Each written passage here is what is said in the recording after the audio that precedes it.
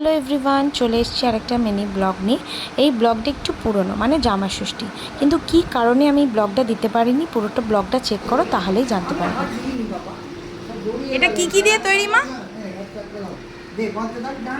এটা কি কি দিয়ে তৈরি? কোনটা? এটা খেজুর, বাঁশপাতা, ব্যাস, আর কিছু না। এগুলো দিয়ে তৈরি। খেজুর আর বাঁশপাতা। দেখো, সকাল সকাল জামা ষষ্ঠীর দিন আমরা রেডি হয়ে মামার বাড়ি চলে এসেছি। পূজা দিদিরাও সবাই চলে এসেছে। তো এই যে বিশেষ রিচুয়ালটা তোমাদেরকে শেয়ার করছি তোমাদের সাথে। জানি না তোমাদের বাড়িতে হয় কি না, আমাদের মামার বাড়িতে এই বিশেষ রিচুয়ালটা আছে। এই দিন হচ্ছে ষষ্ঠীর বাচ্চাদের শার্ট দেওয়া হয়। ষষ্ঠীর বাচ্চা মানে মায়েরা তার সন্তানদের এই বিশেষভাবে তৈরি পাখাটা দিয়ে একটু হাওয়া করে, একটা হাতে সুতো বাঁধে, হলুদ রঙের সুতো, আর এবং ঠাকুরের কাছে পুজো দেওয়া হয়। তো সেই মানে রিচুয়ালটাই এখানে করা হচ্ছে। তো মাই সবসময় করে থাকে, কারণ মা হচ্ছে ষষ্ঠীর বারটা করে। আমি করি না বারটা, ওই জন্য আমি এই মানে বিশেষভাবে তৈরি পাখাটা দিয়ে কিছু কাজ আমার নেই। এদিকে টিটুমদাও কিন্তু একদম রেডি হয়ে বরমশাই সেজে চলে এসছে।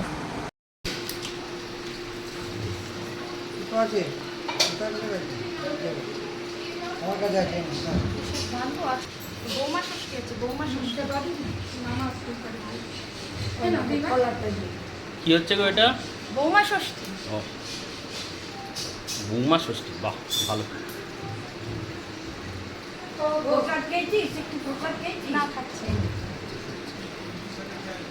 প্রণাম করে নাও। আর করেছে, আর এসে করেছে, আর করতে হবে না। এসে করেছে, বারবার প্রণাম করে ঠিক হয়ে যাবে। আরে খা না, যা জিনিস হয়েছে। ফলারের মধ্যে টাটকা বোঁদে, আচ্ছা আচ্ছা খা, ফলার খেতে হয়। তার সঙ্গে হচ্ছে মুরগি, হ্যাঁ, তার সঙ্গে আরেকটা কি জানো, আম, চিড়ে, আম, কলা। বাহ।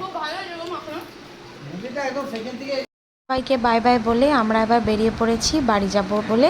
তো এদিকে হচ্ছে আমাদের জামাইবাবুর সাজ, আজকে যে মেন হিরো, এটা হচ্ছে আমার সাজ। আমার ছেলের সাজ তো দেখিয়ে নিলে, সে পুষ্পা হয়ে চলে গেল। তো এদিকে তাপসদাও এসে গেছে। চলো আমরা এবার একটু বেরোবো। গাড়িতে উঠে পড়েছি, এবার বেরিয়ে যাচ্ছি সোজা মায়েদের বাড়ি। ওখান থেকে মায়েদের তুলে তোমাদের একটা কথা বলাই হয়নি, এবারে জামাই ষষ্ঠীটা আমাদের বাড়িতে হচ্ছে না, একটা হোটেলে আমাদের টেবিল বুক করা হয়েছে। তো সেখানে একটা টাইমিং আছে, 1:30টার মধ্যে আমরা ওখানে পৌঁছাবো। কিন্তু বেরিয়েই আমরা মানে রোডে উঠবো কি তার আগেই এত জ্যাম, তার মধ্যেই আমাদের মানে জ্যামে পড়ে যেতে হলো। তো অবশেষে আমরা বাড়ি পৌঁছেছি, কিন্তু রাস্তায় অনেক কিছু ঘটনা ঘটে গেছে। অ্যাকচুয়ালি আমার শরীরটা খারাপ হয়ে গেছে মাঝ রাস্তায়। তারপরে যাই হোক, বাড়িতে এসেও একটু শরীরটা খারাপ হয়ে গেছিলো। আমি অনেকক্ষণই শুয়েছিলাম। মায়ের সাজটা আজকে দেখিয়ে দিলাম। সবাই আমরা খুব এক্সাইটেড ছিলাম জামাই ষষ্ঠীটা নিয়ে, কারণ অনেক কিছু প্ল্যান ছিল, কিন্তু কিছুই হলো না। আমার এমন শরীরটা খারাপ হয়ে গেল। তো এই যে আমরা এখন বেরিয়ে পড়েছি সবাই মিলে, মানে মা বাবাকেও তুলে নিয়েছি। এখন আমরা যাচ্ছি যে হোটেলটায় আমরা আমাদের টেবিলটা বুক করেছি। তো চলেও এসেছি ধ্রুব টেস্ট অ্যান্ড বাইটে। এটা বাগবাজারে, এটা হচ্ছে বাগবাজার গার্লস স্কুলের একদম পাশে। বেশ ভালোই, মোটামুটি ছোটোখাটো একটা রেস্টুরেন্ট, বেশ ভালোই অ্যারেঞ্জমেন্ট হয়েছে। কিন্তু সমস্যা কী বলো তো, আমাদের টেবিল বুক ছিল 1:30টায়, আমরা 1:30টার মধ্যে পৌঁছে তো গেছি, কিন্তু ভেতরে এখনও সেই খাওয়া দাওয়া চলছে। আমাদের এখনও আধ ঘন্টার মতো দাঁড়াতে হবে। কিন্তু আমার শরীরটা একদমই ভালো লাগছে না, অতক্ষণ দাঁড়াতেও আমার ভালো লাগছিল না। তো অবশেষে আমাদের সৌরভরাও এসে গেছে, মানে বোনেরাও এসে গেছে, আমরাও ভেতরে বসার মানে টেবিল পেয়ে গেছি। এবার যা সমস্ত রিচুয়াল আছে সেগুলো পালন হবে। তো ওই জন্য ওরা সমস্ত বরণের থালা টালা সবগুলোই দিচ্ছে। এবার 2 জামাইকে হবে বরণ, তো সেটাই দেখো।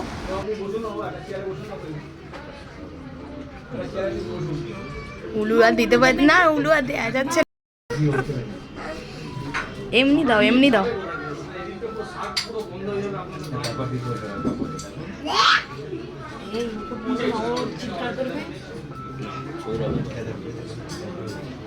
বাবা, সৌরভ যেভাবে পড়ে বসে আছে, আমি কি করে তুলবো বলতো? চলে যাই। হ্যাঁ হ্যাঁ, সৌরভ সোজা হয়ে বসে, একটু এগিয়ে এসো। থালাটা কিন্তু বেশ সুন্দর করে সাজানো আছে, 5 রকমের ফল, সমস্ত চন্দন বাটা, হলুদ বাটা, যা যা প্রয়োজনীয় আর কি বরণ করার জন্য সবই রয়েছে। তো আজকের মেনুটা একবার তোমাদের দেখিয়ে দিই। এখানে থালি সিস্টেম, যেমন জামাই থালি ছিল, এদিকে ছিল বৌমা স্পেশাল থালি। ওই একে একে জামাই থালির সমস্ত আইটেম আসছে। আমরা আলাদা করে একটু ইলিশ মাছ নিয়েছিলাম, যেহেতু আমার হাজব্যান্ড ইলিশ মাছ খেতে ভালোবাসে। আর আলাদা করে জামাইদের জন্য নেওয়া হয়েছিল ফিশ ফ্রাই। ফিশ ফ্রাইটা খুবই ভালো ছিল, কিন্তু ইলিশ মাছটা মাঝারি ছিল। যদি মানে রিভিউ শুনতে চাও তা মোটামুটি ছিল। আসলে কি বলো তো, এই সমস্ত বিশেষ দিনে হোটেলে মানে টেস্টের কিছু তো ডিফার করে যায়, সেরকমই হয়েছিল। কিন্তু ওভারঅল বিষয়টা ভালোই ছিল। তবে পাতুরিটা কিন্তু বেশ ভালো ছিল। আর ছোটোখাটোর মধ্যে এই রেস্টুরেন্টটাও কিন্তু মোটামুটি ভালো, বাগবাজারে। তো মোটামুটি আমাদের খাওয়া দাওয়া হয়ে গেছে। আমি সেরকম বিশেষ কিছুই খেতে পারিনি, আমার এখানেও শরীরটা খারাপ লাগছিলো। তো তাড়াতাড়ি করে খাওয়া দাওয়া করে বোনেরাও বেরিয়ে গেল, আমরাও আবার বাড়ি চলে এলাম। এবার আমার শরীরটা এতটাই খারাপ যে আমি ভাবলাম যে মাকে রেস্টুরেন্টে মানে সেখানে যখন মা বরণ করবে মায়ের গিফটটা দেবো, যেটা আমি কিনে এনেছিলাম। কিন্তু আমি ভুলে গিয়ে গাড়িতেই রেখে দিয়েছিলাম। তো মাকে বাড়িতে এসে গিফটটা দিয়ে দিলাম, দিয়ে আর 10-15 মিনিট মতো বসে মায়েদের ওখানে এবার আমি বেরিয়ে চলেছি বাড়ি যাব বলে। কিন্তু শরীরটা আমার এতটাই খারাপ লাগছে, মনে হচ্ছে কখন বাড়ি গিয়ে পৌঁছাবো। কিন্তু সে আর হলো কোথায়, মাঝ রাস্তায় গেল আমাদের চাকাটা পাংচার হয়ে। গোত্তা আবার দাঁড়িয়ে সেই টায়ারটাকে ঠিক করা হলো।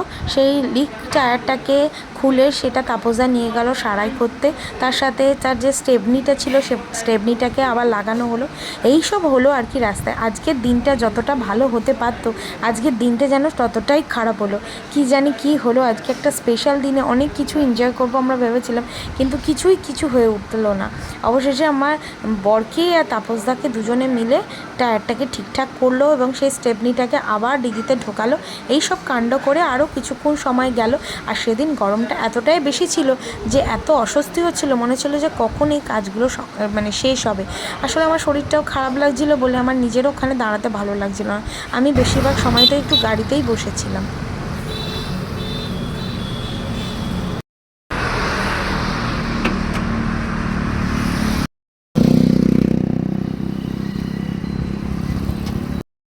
বাবা, কার যে মুখ দেখে আজকে উঠেছিলাম, শরীরটা যেমন খারাপ হলো আবার গাড়িরও টায়ারটা গেল। উফ, বাপরে বাপ। যাই হোক, টায়ার সারানো হয়েছে, এবার আমরা বাড়ি যাচ্ছি।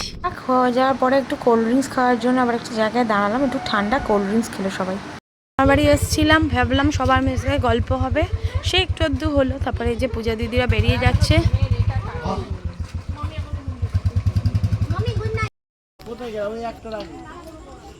যখন খাবার খেয়েছিলি তখন একটা খেয়েছিলি, আবার দুপুরবেলা একটা আবার দুপুরে পূজা দিদিরা চলে গেল। তারপরে আমরা মামার বাড়িতেই ডিনার করব। সেটাই প্রত্যেকবার হয়ে থাকে। জামাই ষষ্ঠীতে আমরা সকালবেলা মায়ের কাছে খাওয়া দাওয়া করে এসে রাত্রিবেলা মামার বাড়িতে ডিনার করি।